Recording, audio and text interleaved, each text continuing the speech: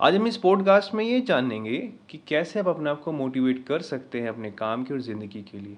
पर इससे पहले, hey guys listening my podcast on atomic habit, how to stay motivate your life towards your life and work.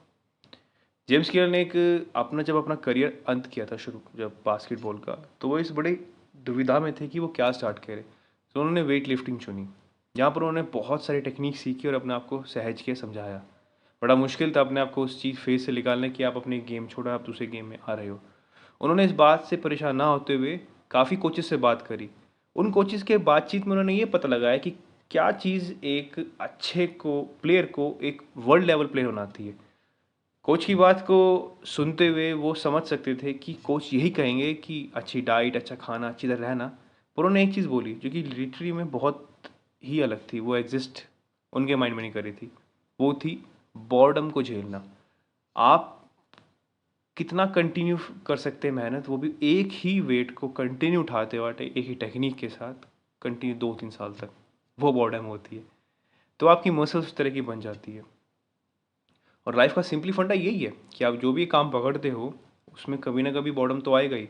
क्या उसको आप quit करोगे या फिर कुछ नया इंटरेस्टिंग करते उसको आगे बढ़ते रहोगे? यही जेम्स क्लियर सर ने बोला, यही गोल्डीलॉक्स ज़ोन होता है। हमारा सबसे बड़ा दुश्मन सक्सेस का यही होता है कि वी फील रियली बॉर्डम, हम ये कर लेते हैं। और उसको कैसे पार पाया जा सकता है, ये भी जेम्स क्लियर सर ने बड़ी बखूबी तरह से समझाया है कि अपने आप को हमेशा लर्निंग जोन में रखिए। अगर आप कोई भी काम करते हो तो 60 से 80% से स्टार्टिंग में एक्सप्लोर करिए, 20% में काम करिए, फिर धीरे धीरे एक्सप्लोरेशन कम करिए, 80% जब आपका एक काम हो जाए तो 20% एक्सप्लोर करिए। अपने आप को हमेशा मोटिवेट रखिए। अगर आप अपने आप को रियली में टॉप 5 में चाहते हैं, आप आने वाले 5 सालों में किसी भी एक चीज़ में काम कर लीजिए और उस बॉर्डम को आप झेल लीजिए। अगर you love boredom of the process, then you will become it and it's a really easy way to it. मैंने अपनी पर्सनल लाइफ में ये ट्राई किया है। जब मेरी टांग में चोट लगी थी तो मेरे फिजियो ने मुझको ये प्रेफरेंस किया था कि आपको वेट ट्रेनिंग, आपको अपनी मसल स्ट्रेंथिंग पे काम करना चाहिए ताकि आपको आने वाले समय में ये चोट दोबारा फेस ना करनी पड़े। मैं बड़ा डाउट में था, 16-17 के आसपास की बात थी वो। तो मैंने सोचा कि चलो कोई नहीं, ट्राई करते हैं। धीरे धीरे करते करते 2 साल, 1 साल, मतलब 1 साल से ऊपर हो गया। मेरी बॉडी काफ़ी कुछ रिकवरी कर चुकी थी, मसल्स भी काफ़ी अच्छी हो चुकी थी। उन चीज़ों को मैंने समझा, अंडरस्टैंड किया, आगे मैं बढ़ता रहा। धीरे धीरे मैंने अपने आप को समझाया कि यही चीज़, एक चीज़ कंटिन्यू करता रहा। 17 से 18, 18 से 19 और 20 होता गया, जहाँ पर मैंने अपनी कॉलेज की लाइफ स्टार्ट करी थी। उस बीच मैंने अपने आप को 2-3 सालों में रियली में अपनी मसल्स पे काम करके बहुत ही अच्छा शेप अप कर दिया था। उन चीज़ों को मैंने रियलाइज़ करा कि हाँ, कई बार लाइफ उसमें उस दिन फेजेस आए थे इस प्रोसेस के अंदर जब मैंने अपने लेग्स के लिए काम करना स्टार्ट किया, जहाँ पर मैं रियली में ये फील करता था कि मैं क्यों कर रहा हूँ, ये तो मैं कर चुका हूँ, why should I do it continuously. पर उसका फल मुझे at end of the race या फिर एंड ऑफ द डे मुझे मिला। तो ये बॉर्डम का सबसे बड़ा फेस करना है, क्योंकि मैंने उसको प्यार करना सीख लिया था। जब हम सारी सारी एटॉमिक हैबिट्स पे बात कर चुके हैं कि कैसे आपकी एक, आप किसी भी एक अच्छे एथलीट या किसी एक अच्छे पर्सन के बारे में जो कि टॉप लेवल पे है, आप उसकी तरह इमिटेट करिए, उसकी तरह व्यवहार करिए, वो हैबिट आपके अंदर आ जाएगी। हमेशा गुड हैबिट्स को टॉप प्रायोरिटी दीजिए, क्योंकि आपकी जो गुड हैबिट हैं वो आके जाके आपको लिटरली, अभी तो नहीं बट आपको वो डिले ग्रेटिट्यूड के साथ बहुत अच्छी मिलेगी। वहीं पर बैड हैबिट के लिए उसको यूज़ कर या फिर उसको बैड हैबिट फील करने के लिए अगर करते हैं तो उसमें फ्रिक्शन पैदा कर दीजिए, डिफरेंसेस, या फिर उसको करने के तरीके में आप डिफरेंट पैदा कर दीजिए, डिफरेंसेस पैदा कर दीजिए, आप समझ जाएंगे। गुड हैबिट्स के लिए अपने लिए टाइम निकालें, टाइम मैनेजमेंट ज़रूर करें ताकि आप अपने आप को गिल्टी महसूस ना करें। पर क्या हो कि अगर गुड हैबिट के भी डाउन साइड होते हैं, ऑब्वियसली होते हैं, क्योंकि आप कब तक अपने आप को एक ही फेज में रखेंगे, आप अपने आप तक अपने आप को कब तक आप अपने आप को उस फेज में रखना चाहेंगे कि आप एक बहुत उस तरीके से जानना चाहेंगे। तो सबसे पहले यही कि हैबिट प्लस डेबिट प्रैक्टिस आपको मास्टरी बनाती है। कॉबी ब्रायंट हो गए, मेसी, जैकी चैन, ब्रूस ली, विराट कोहली, महेंद्र सिंह धोनी, उनमें अच्छी हैबिट्स थी, उन्होंने डेवलप प्रैक्टिस करी और बाद मास्टर बन गए।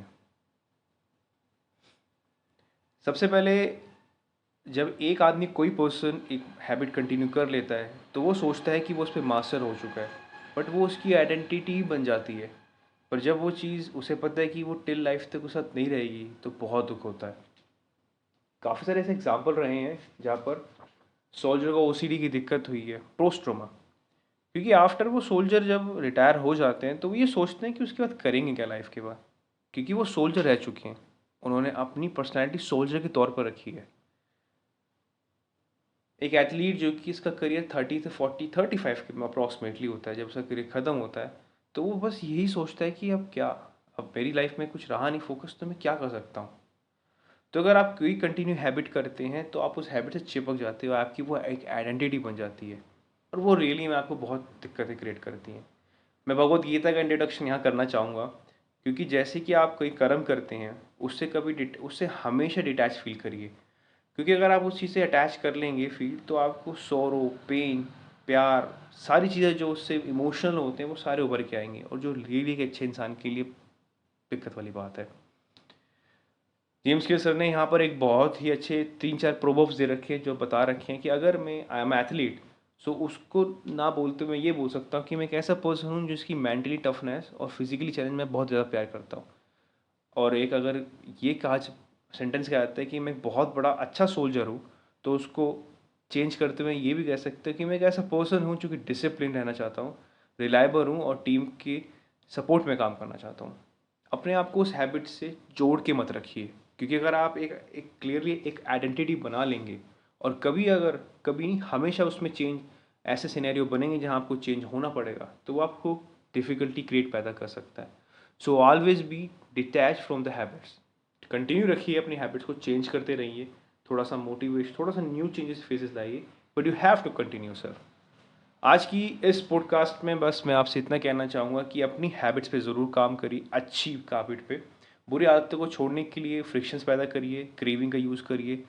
लॉ जो 4 लॉ एटॉमिक हैबिट में बताए गए उनको अच्छी तरह यूज़ करी गई है। बुक आपको टेलीग्राम पे मिल जाएगी, आप जाके ज़रूर पढ़िए, अपने लिए टाइम यूटिलाइज़ करिए। हर एक अच्छी चीज़ की शुरुआत हर एक छोटे पहलू से होती है। अगर एक टाइम पे किसी पे 1 रुपया है, पर हम उसे 1 रुपया और देते रहे, हम तो ये कहेंगे कि वो अमीर तो नहीं बन सकता, पर उसके बाद इतने पैसे हैं। पर वो 1 पैसा जब हम और कंटिन्यू करते रहेंगे, वो सच्ची में एक बहुत बड़ा डिफरेंस क्रिएट कर देगा। ऐसे करते करते एक ही चीज़, कई बार बहुत बड़ी संख्या के पीछे का अगर हम एक हटा देते हैं 1, तो बहुत सारी, मतलब उसकी वैल्यू अलग ही कट जाती है। तो वैसी एक एटॉमिक हैबिट्स ज़रूर होती हैं, जहाँ पर छोटी छोटी आदतें आपके लिए, अभी तो नहीं बट वो आने वाले टाइम में आपका ज़रूर हेल्प करेगी। So thank you so much for listen my this series of podcast of atomic habit. I hope आपको अच्छा लगा हो, आई होप नहीं, मुझे पता है आपको अच्छा लगा होगा। Just please subscribe my channel. Instagram पे आप कनेक्ट हो सकते हैं, आप कुछ भी क्वेरी हो बुक के बारे में आप ज़रूर पूछ सकते हैं। Thank you so much.